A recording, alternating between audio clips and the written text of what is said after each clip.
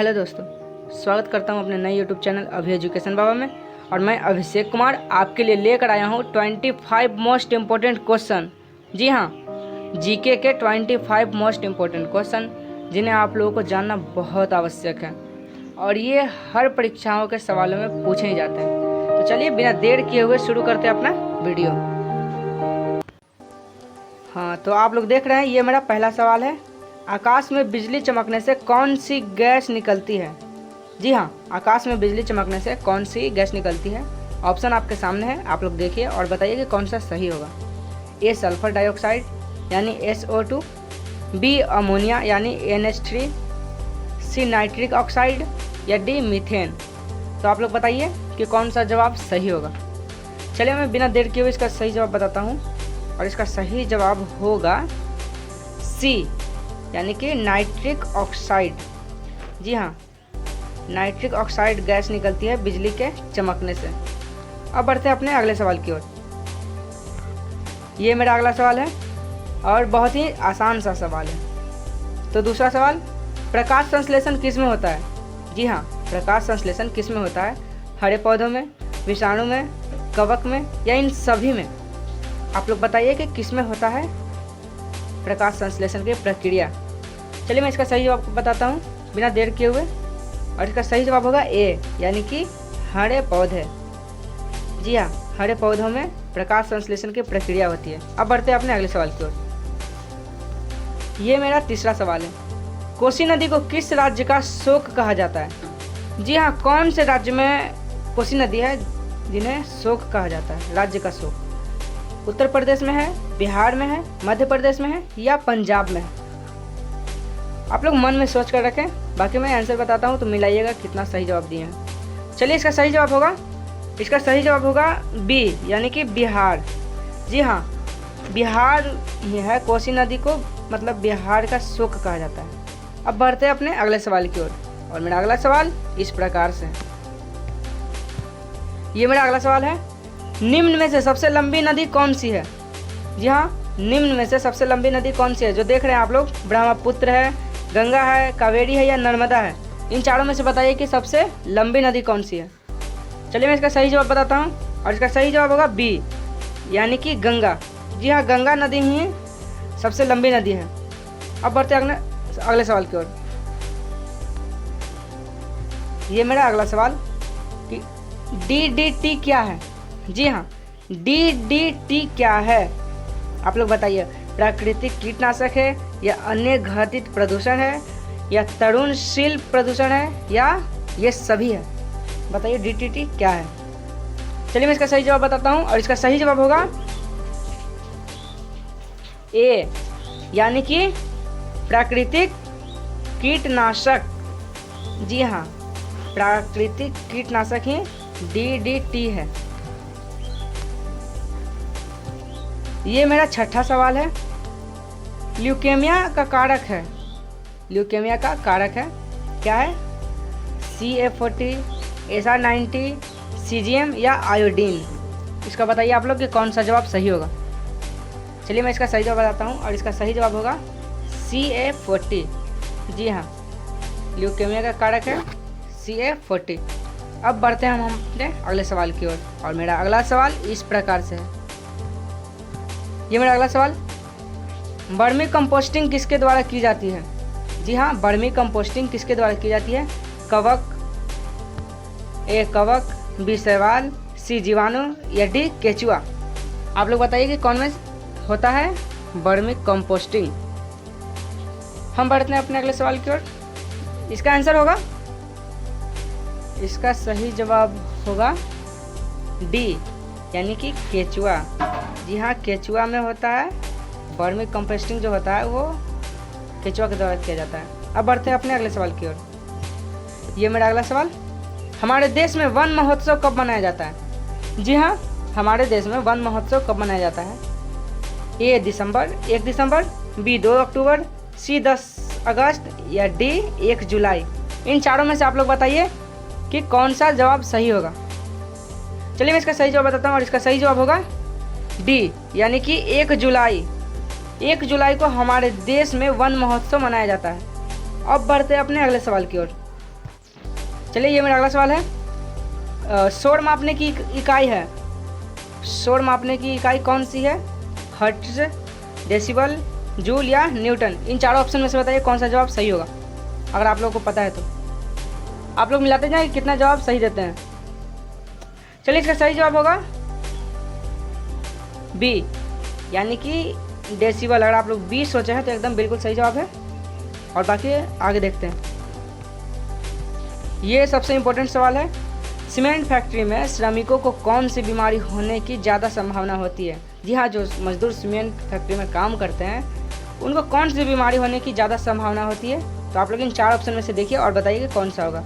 ए leucorrhoea, B साइटोसिलिकोसिस, सी asbestosis या D अस्थि मज्जा रोग। तो आप लोग बताइए इनमें से कौन सा जवाब सही होगा। चलिए मैं इसका सही जवाब बताता हूँ और इसका सही जवाब होगा सी। जी हाँ, सी एस्बेस्टोसिस, एस्बेस्टोसिस होगा इसका सही जवाब। अब बढ़ते हैं हम अपने अगले सवाल की ओर। अगर आप लोग मेरे चैनल पर नए हैं तो प्लीज़ मेरे चैनल को लाइक करें, सब्सक्राइब करें, शेयर करें और बेल आइकन प्रेस करें और मैं नए नए क्वेश्चन आपके पास लाता रहूँगा ऐसे ही। ये मेरा अगला सवाल है। भारत में सबसे अधिक कोयला कहाँ मिलता है? जी हाँ, इन 4 ऑप्शन में कौन सा जगह है जहाँ से सबसे अधिक कोयला मिलता है?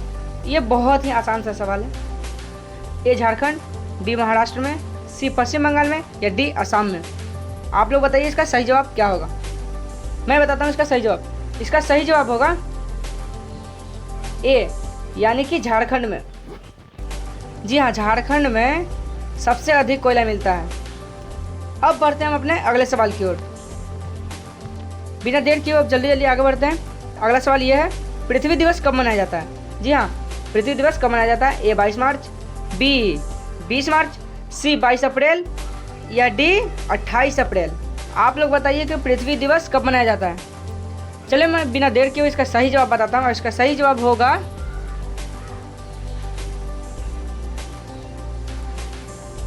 सी 22 अप्रैल। जी हाँ, 22 अप्रैल को ही पृथ्वी दिवस मनाया जाता है। अब बढ़ते हैं अपने अगले सवाल की ओर। ये मेरा अगला सवाल, हिरोशिमा दिवस का स्मरण किया जाता है, यानी कि वो कब उसको याद किया जाता है हिरोशिमा दिवस को? ए 6 जून, बी 6 जुलाई, सी 6 अगस्त या डी 6 सितंबर। आप लोग बताइए कि इन चारों में से कौन सा जवाब सही होगा। यह भी बहुत ही इंपॉर्टेंट सवाल था। चलिए मैं इसका सही जवाब बताता हूँ और इसका सही जवाब होगा सी, यानी कि 6 अगस्त। या 6 अगस्त को हिरोशिमा दिवस के रूप में याद किया जाता है, यानी स्मरण किया जाता है। अब बढ़ते हैं अपने अगले सवाल की ओर। ये मेरा अगला सवाल, ताजमहल को किससे खतरा है? जी हाँ, वायु प्रदूषण, प्रदूषित वायु से या ध्वनि प्रदूषण से, सूर्य का प्रकाश से या सभी से। इन चारों में से किस में से मतलब ताजमहल को खतरा सबसे ज़्यादा है, ये बताइए आप लोग। चलिए मैं इसका सही जवाब बताता हूँ और इसका सही जवाब होगा ए, यानी कि प्रदूषित वायु। जी हाँ, प्रदूषित वायु से ताजमहल को बहुत खतरा है यार। चलो बढ़ते हैं अपने अगले सवाल की ओर।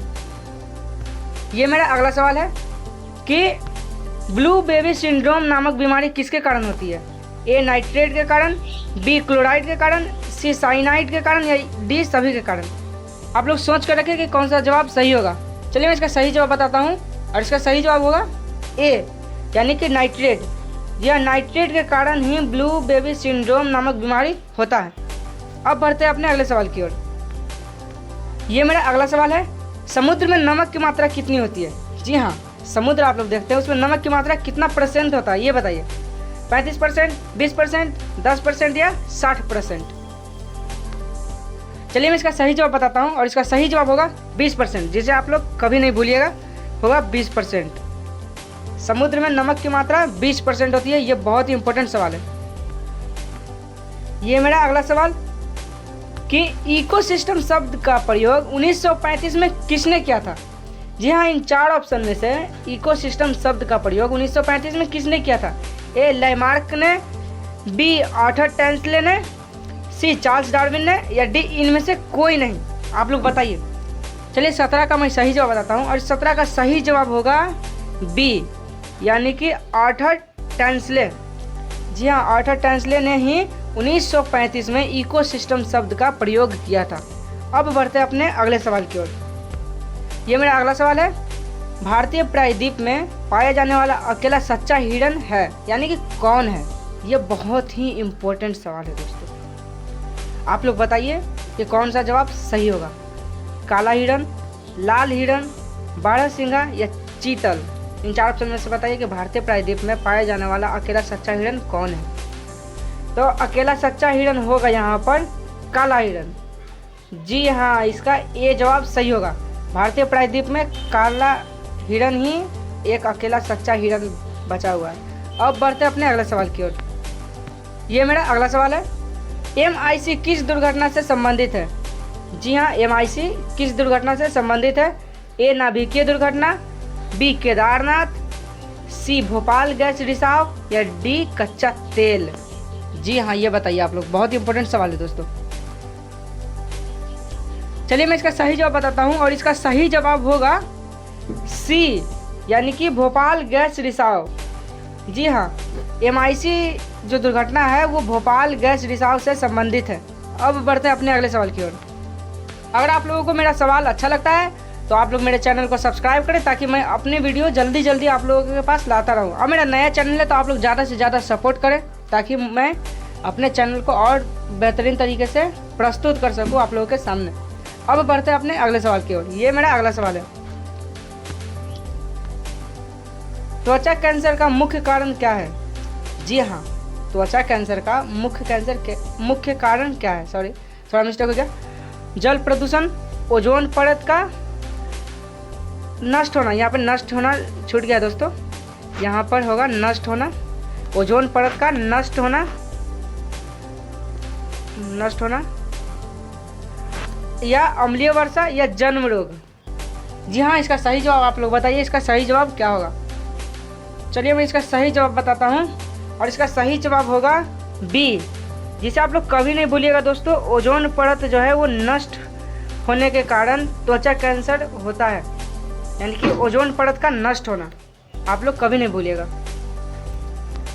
चलिए बढ़ते हैं अपने अगले सवाल की ओर। ये मेरा अगला सवाल है, इकोलॉजी शब्द का सर्वप्रथम प्रयोग किसने किया था?